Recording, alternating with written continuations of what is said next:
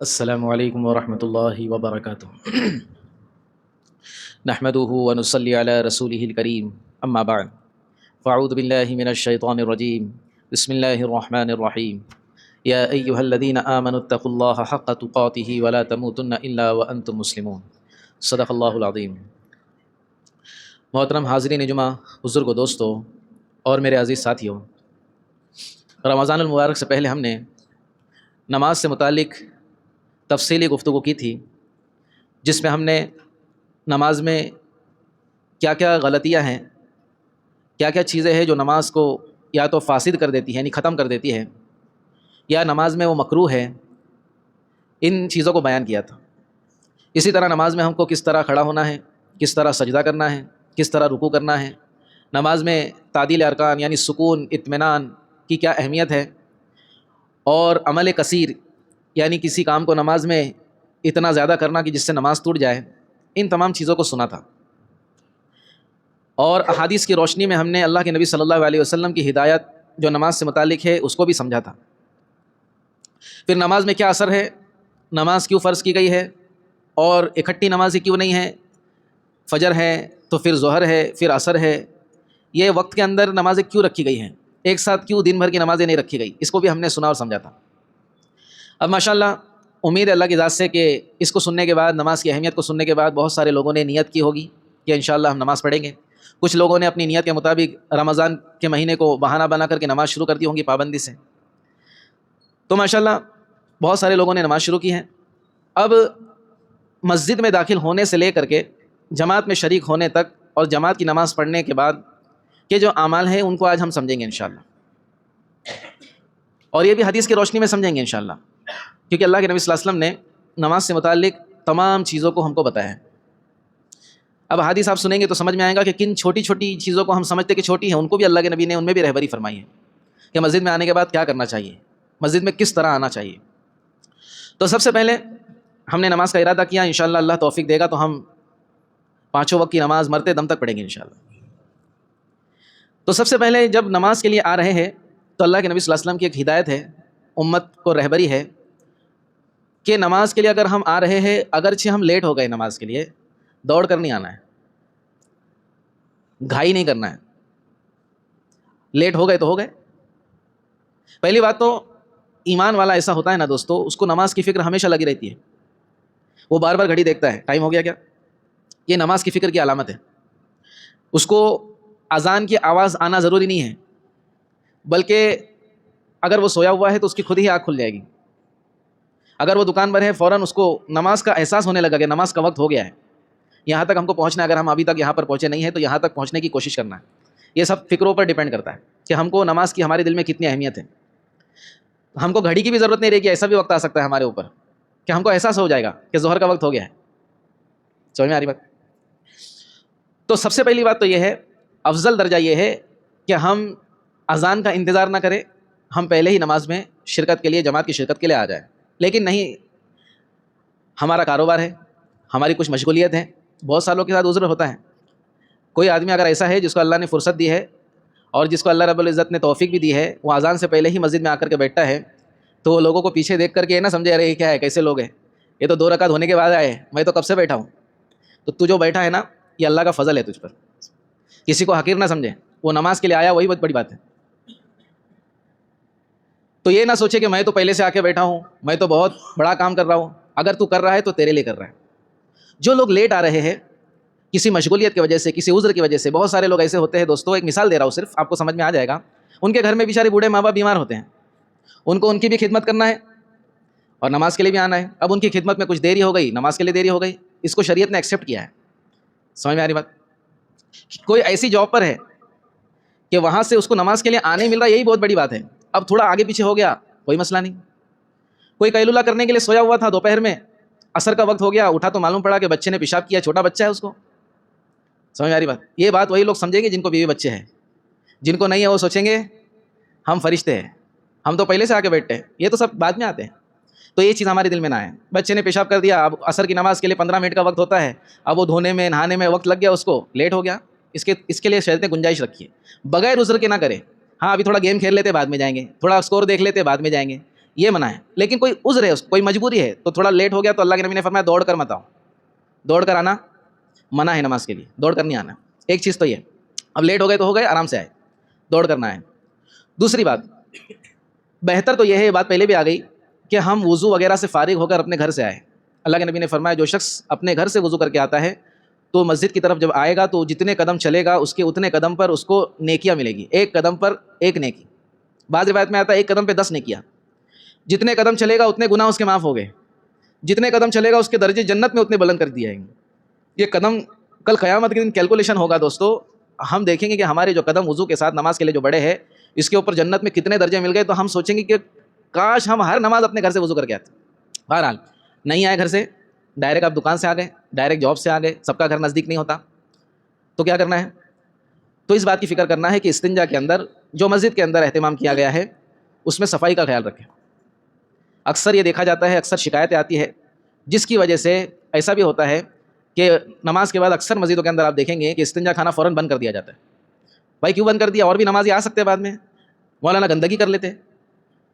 تو وہ کیا نیا نکلا ہے نا, سیوک سینس, اس کے اوپر بھی ہماری جو ہے نا اللہ رب العزت نے ایسا دین, ایسا پاکیزہ مذہب دیا ہے دوستو کہ ہم کو کسی کو سکھانے کی ضرورت نہیں ہے کہ ایسا کرو, اسلام نے ہر چیز سکھائی ہے. تو استنجا کھانا اگر ہم مسجد کا استعمال کرتے ہیں, صرف اسی مسجد کا میں نہیں بول رہا, دنیا میں آپ جہاں بھی مسجد کے اندر جائیں گے استنجا کھانا وہاں آپ کو انشاءاللہ ملے گا, اس میں صفائی کا اہتمام کریں. اس میں یہ نہ سمجھے کہ اس میں اسراف ہو رہا ہے. ایک مقتدی کہنے لگا کہ کوئی شخص فارغ ہو کر کے آیا, پوری گندگی ایسی پڑی ہوئی تھی, تو میں نے اس سے کہا آپ نے گندگی صاف نہیں کیا آپ کی؟ بولے پانی خرچ کرنے کا میرے پہ کیا ہوگا, گناہ ہوگا. ارے یہاں پہ گناہ پانی خرچ کرنے کا نہیں ہوگا, ایذائے مسلم کا گناہ ہوگا یہاں پر, کہ تیرے بعد آنے والے مسلمانوں کو تکلیف ہو رہی ہے اس کا تجھ پہ گناہ ہوگا. سمجھ میں آ رہی بات؟ تو پانی کی جب فراوانی ہے تو اپنی گندگی کو صفائی اپنی ذمہ داری, صفائی اپنی ذمہ داری. اب وضو کے اندر آ گئے ہم, وضو تو گھر سے کر کے آنا تھا لیکن نہیں کیا, کوئی مسئلہ نہیں ہے, انتظام مسجد کے اندر. اب مسجد کے اندر جب وضو کرنے آئے ہیں, اب یہاں پر اسراف سے بچنا ہے. وضو کے اندر کوئی گندگی نہیں ہے, ہم کسی گندگی کو صاف نہیں کر رہے, وضو کر رہے ہیں. وضو یہ امر تعبدی ہے, عبادت کے قبیل سے ہے. اگرچہ ابھی کوئی شخص بالکل صاف ستھرا 3 بار صابن لگا کر کے نہا کے آیا ہے لیکن اس کا وضو نہیں ہے, تو اب اس کو وضو کرنا ہے.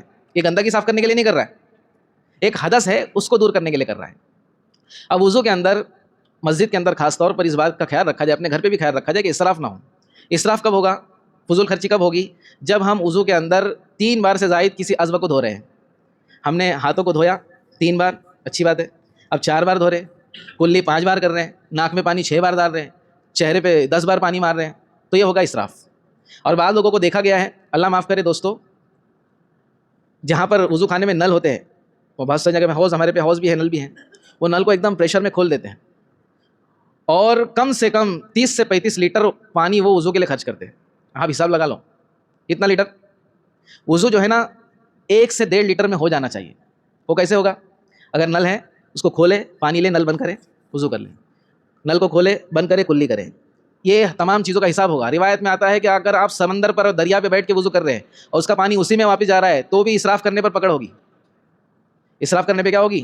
اللہ کی طرف سے پکڑ ہوگی.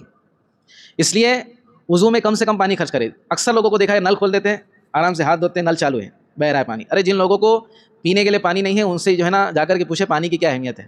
افریقہ کے ایسے کئی علاقے ہیں جہاں پر لوگ مٹی والا پانی پیتے ہیں, صاف پانی ان کو میسر نہیں ہے. دیکھیں نیٹ پر سرچ کرے, آج تو دنیا بہت چھوٹی ہو گئی, آپ کو سب پتہ چلے گا. پانی کے قطرے قطرے کے لیے محتاج ہے, زمین میں کھڈے کھود کے رکھتے ہیں اور 1 ہفتے تک انتظار کرتے ہیں, جب وہاں پہ تھوڑا پانی جمع ہوتا ہے اس کو جو ہے اس طرح سے کیچڑ کے ساتھ لے کر کے پیتے ہیں. وہاں پر جا کر کے دیکھیں, ہم جا کر کے دیکھنے کی ضرورت نہیں ہے, علم حاصل کرے اس کا. ہمارے مہاراشٹر کے اندر بھی گرمیوں کے موسم کے اندر کنویں سوکھ جاتے ہیں, بیچاری گاؤں دیہات کی عورتیں 20 فٹ نیچے اتر کے اپنی جان کو جوخم میں ڈال کے, نیچے پتھر ہے, تھوڑا سا پانی ہے, وہ پانی گدلا پانی استعمال کرتی ہیں. تو پانی کا جو ہے دوستو ہم کو بہت صحیح طریقے سے یوز کرنا ہے, یہ اسلام نے بتایا ہم کو. تو وضو میں ہم اسراف نہ کریں. 3 بار کیے اچھی بات ہے, اس سے کم کیے کوئی مسئلہ نہیں, زیادہ نہ کریں. وضو کے اندر اہتمام, وضو کے وقت بات چیت نہ کریں. مسجد میں دوستوں آئے نا تو میں تو ایک ہی جملہ کہتا ہوں, اپنے آپ کو مردہ شمار کریں. ہم مر گئے.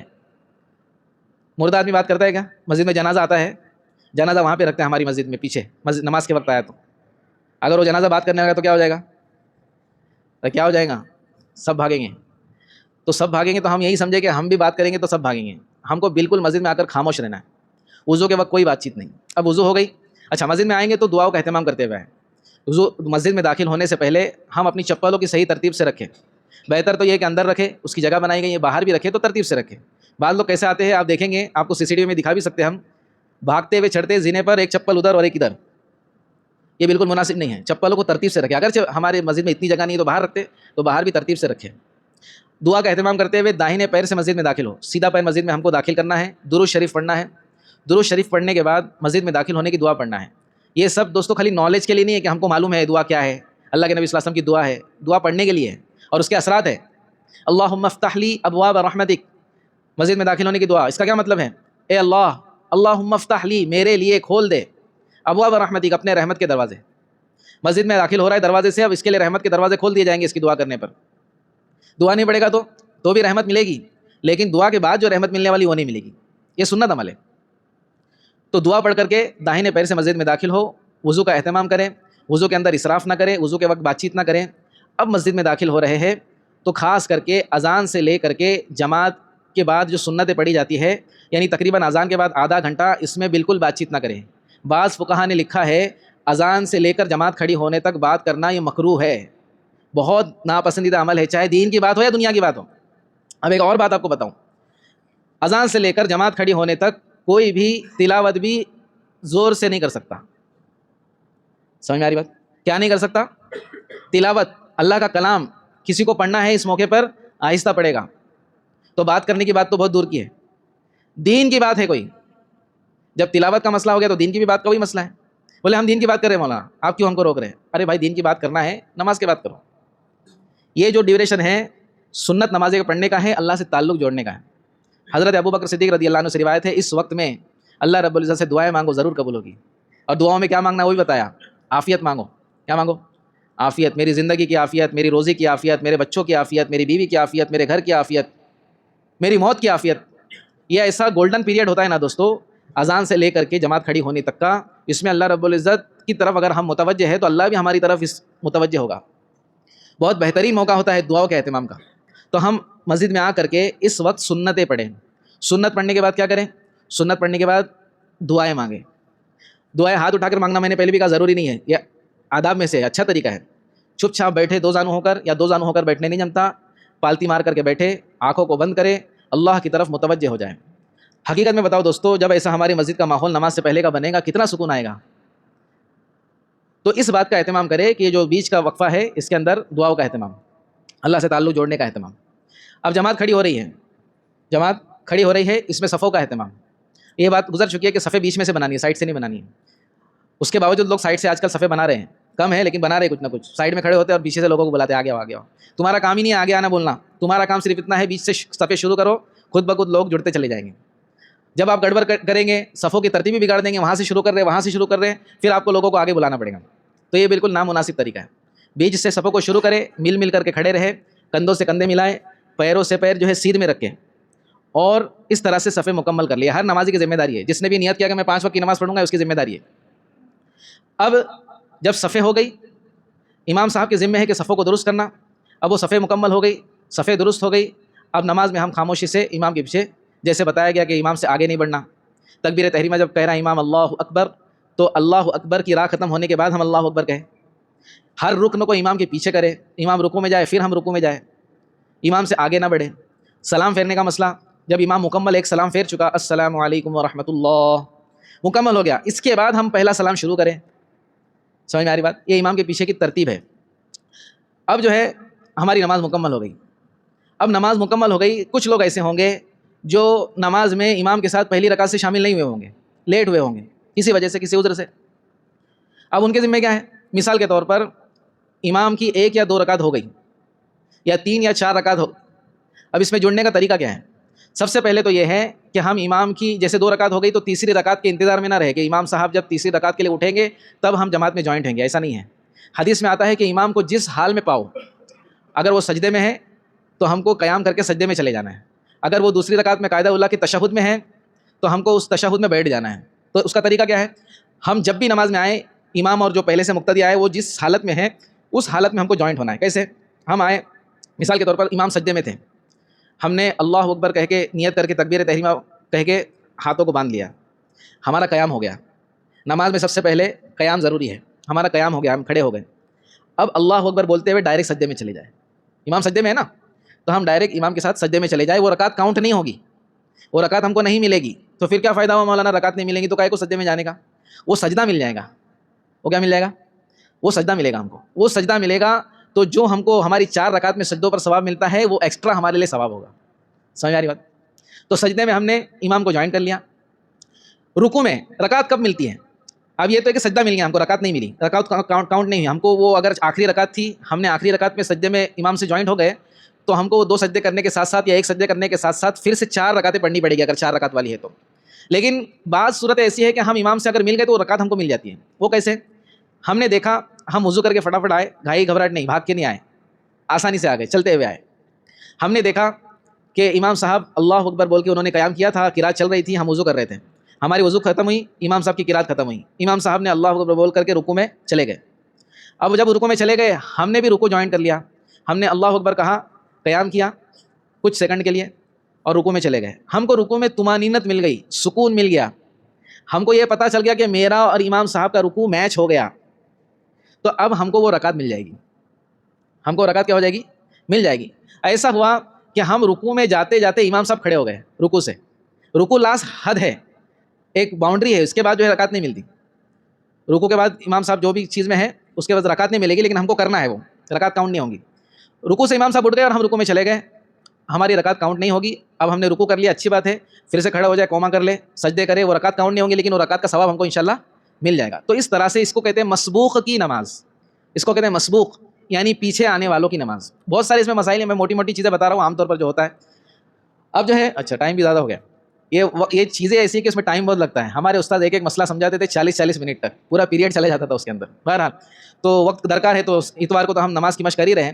یہ موٹی موٹی چیزیں تھیں, انشاءاللہ اور بھی چیزیں میرے ذہن میں تھی, آئندہ بیان کریں گے.